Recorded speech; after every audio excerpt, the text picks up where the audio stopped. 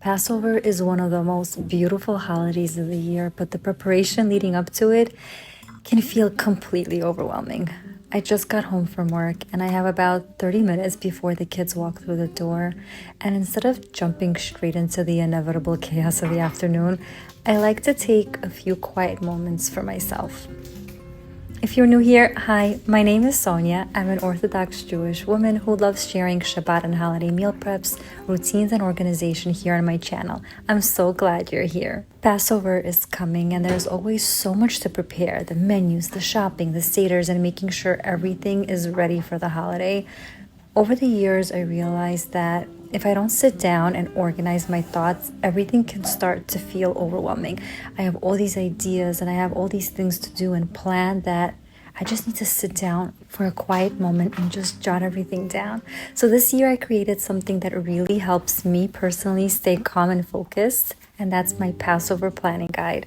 I start by jotting down my guest list so that I know who's coming and when, and then I map out my Seder menus and think about what I want each Seder night and day meal to look like. Next, I write down everything I need from the store and slowly begin checking off those items.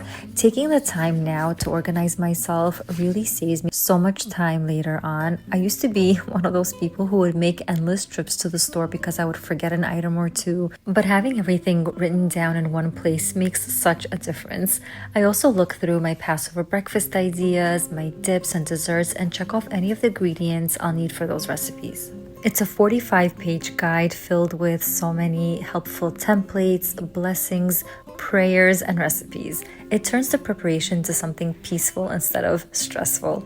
This year specifically, Shabbat falls right after the first two Seders. So in order to be allowed to cook on the holiday for Shabbat, we have to do Erev Tafshilin. I included that in the guide as well, so I don't forget.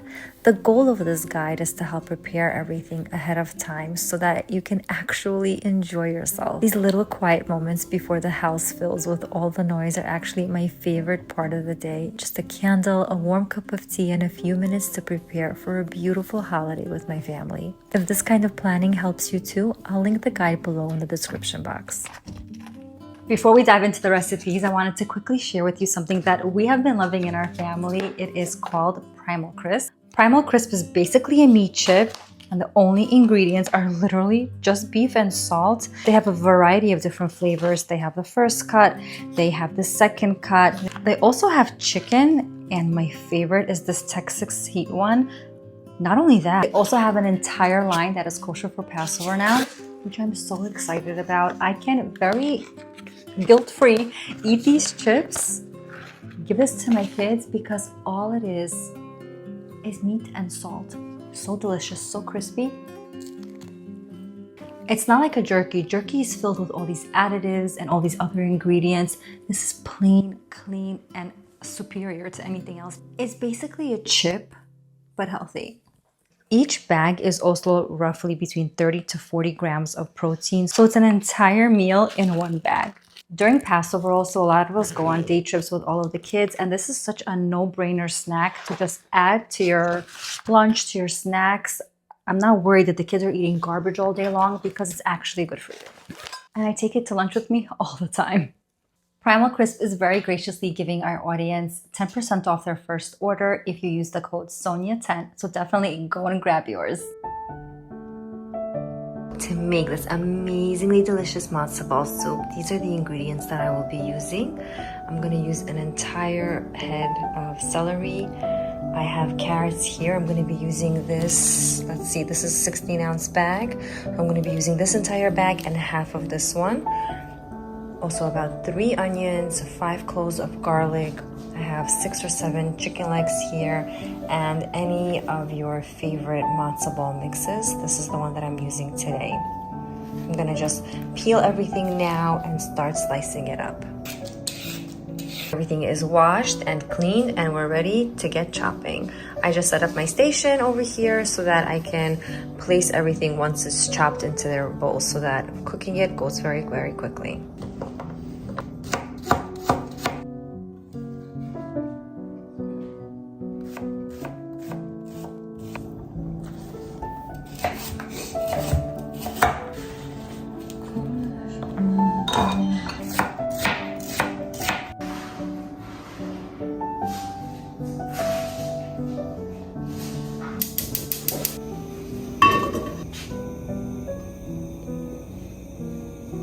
First thing to go in is our onions.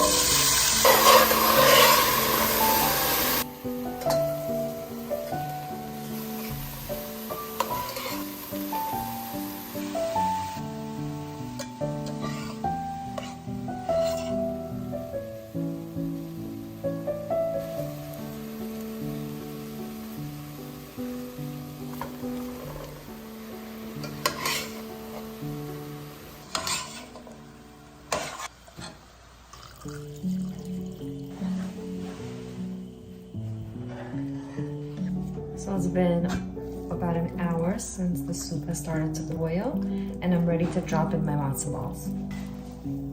I make the matzo balls quite small because they do puff up to about double its size.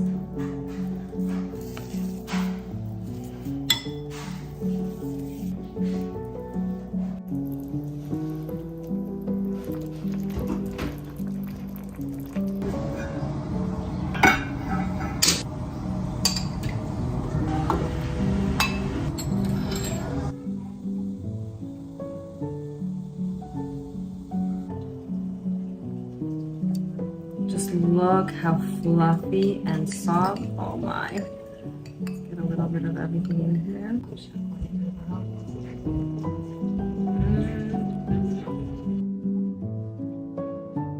My favorite fish, but let's make it Passover friendly. This is a recipe that I posted a while ago and so many of you have been loving it. The original recipe calls for mustard, and because we all know that it's extremely difficult to find palatable mustard for Passover, we're going to exclude that.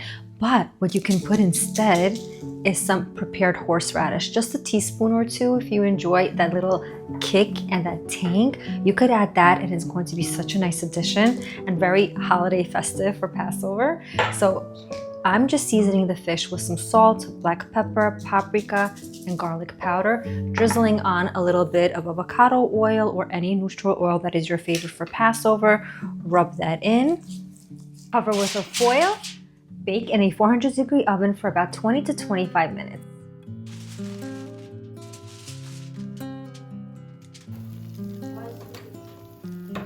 Now we just have to make that delicious sauce that goes right over that hot fish. It's best if the fish is hot while you're putting that delicious sauce over it, because the garlic will get cooked off with that heat and it's gonna be so delicious. I have 2 large garlic cloves in here. Go crazy if you want, add more if you love it. Then a 1/4 cup of oil, I'm using avocado here, a 1/4 cup of chopped dill, a 1.5 tablespoons of either honey or sugar, 2 teaspoons of salt, but customize this to your taste preference. We're also gonna squeeze in an entire lemon. Now fish out any of the seeds. Mix the sauce really well. And it just has this perfect balance of garlic, sweetness, citrusy, oiliness. It's the perfect addition to your fish.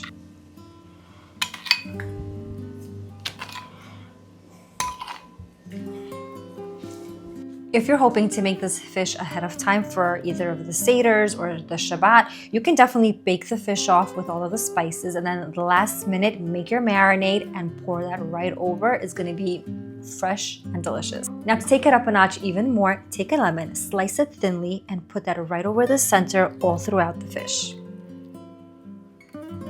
What a gorgeous presentation this makes.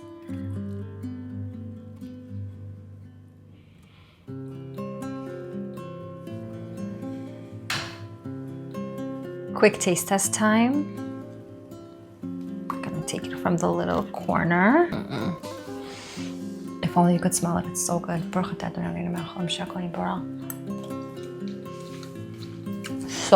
So good. I hope you guys enjoy it at your Passover Seder. Next up, I'll be making some Cornish hens. We always usually have some type of meat. And for those who don't enjoy meat as much, I always like to have some sort of chicken component. Cornish hens are perfect and small because I find that not everyone eats it. So I'm going to be seasoning it with my favorite spices, salt, pepper, garlic powder, and paprika, drizzling on a little bit of avocado oil and giving it a good massage. I marinated the night before and placed it in the fridge to bake off when I need to serve it.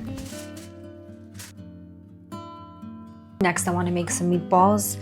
It's about 1.5 pounds of ground beef here. You could use a mixture of chicken, lamb, whatever you want. Into a little food processor or a chopper, I'm gonna add in 1 very large onion and any greens that you enjoy. I over here have some parsley and a little bit of dill.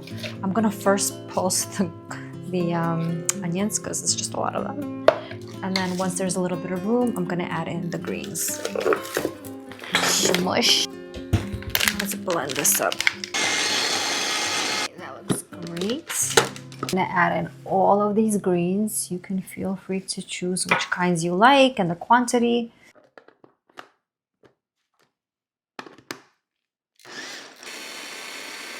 The beef goes into the bowl, the onions and the herbs go in here.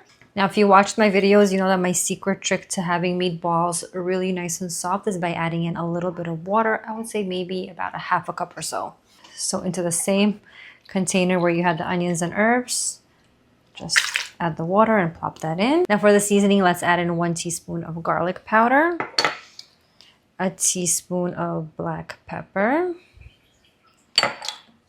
teaspoon of paprika, 2 teaspoons of salt, or season it to your taste preference. That didn't go well.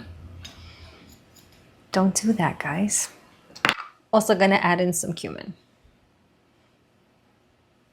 You think that was too much salt? I think it's gonna be fine. Just, you don't tell anyone and I won't tell anyone. Okay? Okay, my hands have to dry first. Now, set that aside, and into our big pot right here, I'm gonna add in some olive oil or avocado oil. I actually like avocado oil much more. So let's drop that in just to coat the bottom of the pan. Also take 1 onion, I'm gonna slice it in half and then thinly slice it. Drop the thinly sliced onions onto the bottom of the pan. And let's season this with some salt, black pepper, some paprika to give it a nice color, garlic powder. Mix it all up, and right over the top, we're gonna add in our little meatballs. I just mixed the mixture really, really well. Everything is incorporated.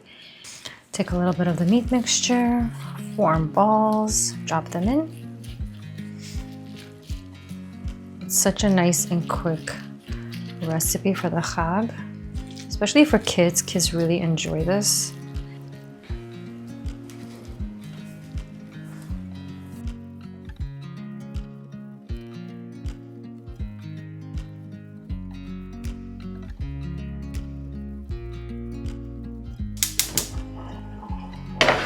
And that's gonna be here on a medium to high flame until everything starts to just sizzle and caramelize at the bottom.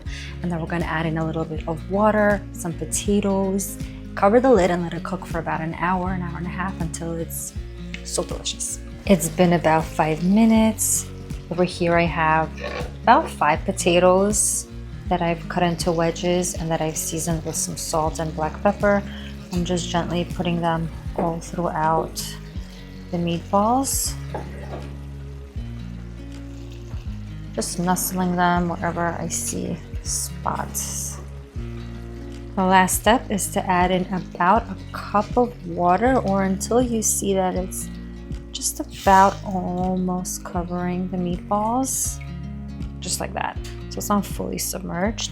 Let it come to a boil, cover it with the lid, and let it cook.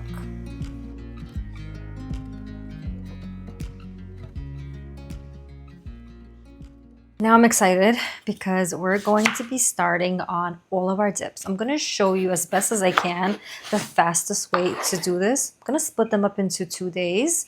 I'm going to do some of the cooked ones today and the rest will be done tomorrow. I'm going to take 1 large eggplant, slice it in half, take another one, slice it in half. This is going to make 2 different salads. Then we're going to place it skin side down into a pot. Just like this. I'm going to do the same thing in this pot. The flame is on the highest setting. I'm covering it up with lids. And I'm gonna let this go until it starts to bubble and sizzle over the top. It's basically going to char it and it becomes so smoky and delicious. I used to do it on an open fire, but then everything would leak on my stovetop, make everything dirty. This is clean, absolutely delicious, and so authentic to that smoky flavor. The eggplants are cooking. Now we're gonna get started on the garlic confit. Over here I have about 4 large garlics that I've peeled. I try to make my life easier and put some boiling water into the unpeeled ones and let it sit for 5 minutes, and then the peels just come right off. So I season it with whatever I like. I like it a little bit spicy, so I'm gonna add in some chili peppers, chili flakes, I should say, some salt, some cumin, coriander if you have, and oil to cover it. Just enough for the oil to come on top of the garlic cloves. My boys really like it so spicy, so I feel like I never put enough chili flakes, which I don't understand how they can handle it. Cover it and cook it in a 350 to 400 degree oven for about 20 to 30 minutes until it's nice and bubbly and soft. Moving right along to the jalapeno dip. Into a flat skillet, you're gonna add in about a 1/4 cup of oil, maybe even less. It's just enough to coat the bottom, really. You're gonna take your jalapenos, between 6 to 8, slice them in half. And this is the time where you get to choose if you wanna keep the seeds or not. Maybe keep the seeds for only half of them if you don't want it so overpoweringly spicy. So that's exactly what I'm gonna do. I'm gonna put them face down first. The other half of them, I'm just gonna remove some of the spines and seeds. Ribs, the spines.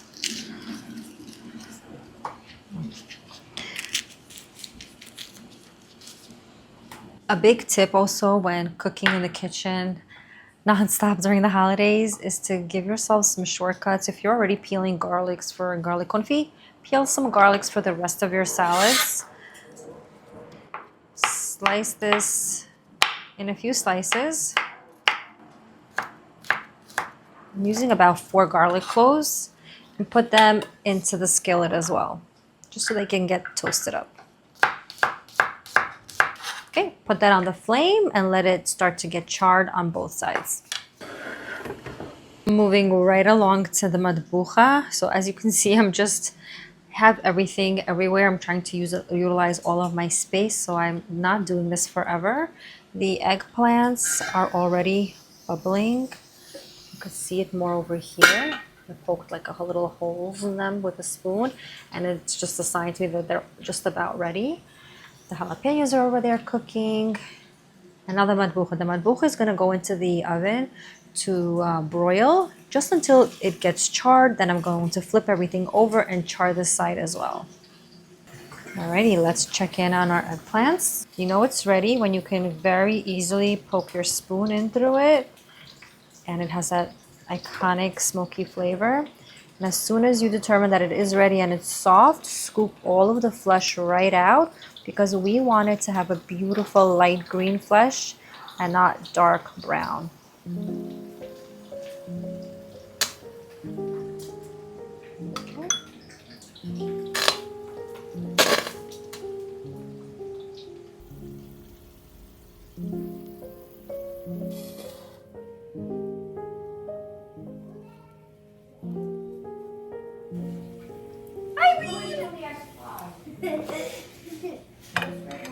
We have one more than her. Tell you.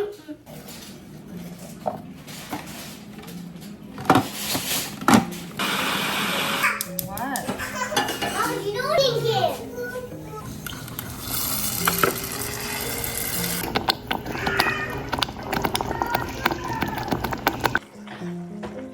We placed all of the vegetables in here to simmer away. It's been simmering for about 20 minutes, and you see that it's just starting to reduce. At this point, it's safe to add in all of your garlic cloves. I have an entire head of garlic here. I'm gonna use a very large tablespoon of it.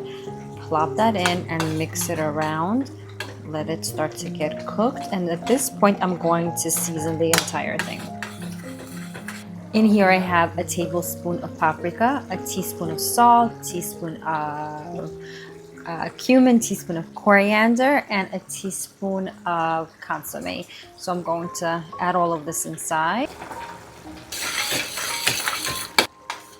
Right away, the color changes. It's gorgeous, and we're still going to let it reduce. All right, this is what the matbucha is supposed to look like. You could see how much it has reduced. This has taken about an hour, I would say. And it has this like thick, like consistency. It has a deep red color. I don't know if it's coming out. If you want it to be spicier, add in some chili flakes. But this is basically done. All right, the chicken has been cooking for an hour and a half. Let's see what it looks like.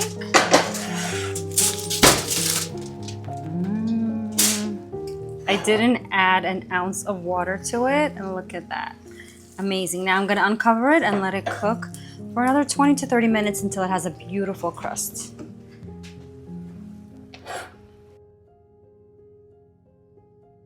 Add in 2 cups of rice that's washed and drained well, 3.5 cups of water, half a teaspoon salt, and if you want some color, add in some turmeric, about half a teaspoon to a teaspoon. The more you add, the darker yellow color it will have. 2 to 3 tablespoons of oil. Mix well. Cover and bake in a 400-degree oven for about 40 minutes. The meatballs and potatoes are ready. So good. But to make them look even more gorgeous, we're going to top them with some greens. I have a little bit of parsley and cilantro over here, but you can add whatever is your favorite.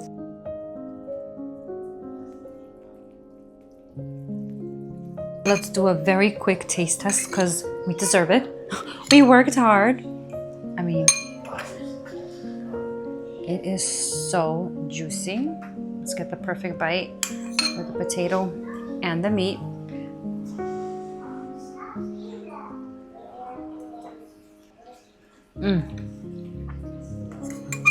It is really good. Definitely make it. I mean, my kids love these types of things. I feel like sometimes we make such fancy food for the Chag, and the kids don't necessarily eat it. But this, they'll eat. This next recipe I'm so excited about. It's an olive dip. You need a cup of green pitted olives. You also need about a half a cup or so of chopped cilantro, a 1/3 cup of Kosher for Passover balsamic vinegar, 1 cup avocado oil. This usually gets presented on a flat plate, so trying to do that here. Hopefully nothing will fall apart. You need 3 tablespoons of tomato paste, 1, 2, 3. A nice amount of garlic goes in, some chili flakes for some heat,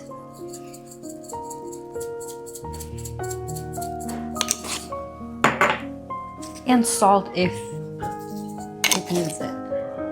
We like salt in this house, so I'm gonna add it in. Now gently mix everything. This is the final look. You can also keep some of the olives whole for like contrast and the way that they look. And you can also use this with just regular Kosher for Passover vinegar if you don't have balsamic vinegar.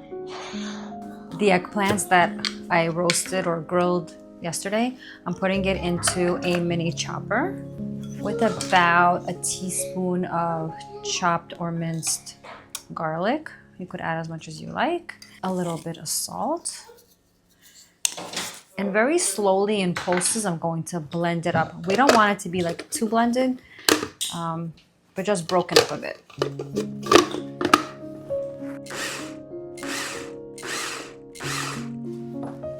Just like this. Just look how gorgeous this is. Smoky, salty, yummy to dip with matzah, and it lasts a long time and it also freezes very well. Both the chicken and the rice are ready. Let's take it out. The rice just needs to be fluffed up and it's perfect. The chicken then gets put on a flat plate, decorated with herbs. Here's the chicken. We're just gonna decorate it with some greens, and you can plate it beautifully on your table with all of the other foods. With our other roasted eggplant, we're gonna make a different salad. It consists of 1 tomato, put it into the food processor, about 1/4 cup of cilantro, put that all on the bottom, food process that first, and then add in your roasted eggplant. Where is that?